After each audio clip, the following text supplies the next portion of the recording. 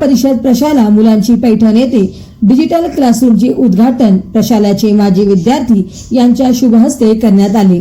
यावेळी अंकुश गाडे मुख्याध्यापक जिल्हा परिषद प्रशाला मुलांची यांनी आपल्या भाषणात सांगितले की प्रशालेला शासनाच्या वतीने एलईडीचे 4 संच उपलब्ध झाले होते, परंतु मोबाईलचा डाटा पुरत नसल्याने विद्यार्थी शिक्षणासाठी अल्प प्रमाणात वापर होत होता। ही बाब माजी विद्यार्थी यांच्या लक्षात आणून दिली व माजी विद्यार्थी यांच्या वतीने डिजिटल क्लासरूमसाठी जिओचे वायफाय कनेक्शन उपलब्ध करून दिले, ज्यामुळे आता एकच वेळी 4 डिजिटल क्लास चालतील व विद्यार्थ्यांना शिक्षणात याचा वापर व फायदा होईल।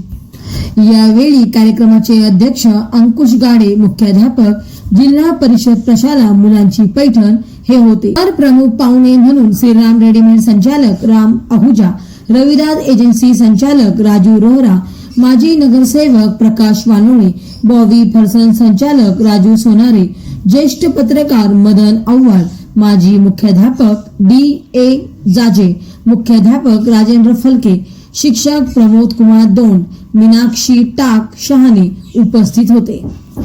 कार्यक्रमाचे सूत्रसंचालन शमशेर पठाण यांनी केले तर आभार प्रदर्शन दिलीप तांगडे यांनी मानले। कार्यक्रम यशस्वी करण्यासाठी ताराचंद हिवराळे, शेख फयाज, राजेश पाखरे, वैशाली कुटे, यास्मीन शेख, गणेश थोटे, बारगजे, ज्योती बलखंडे, शेख चांद यांनी परिश्रम घेतले। Maharashtra vibe news Paithan.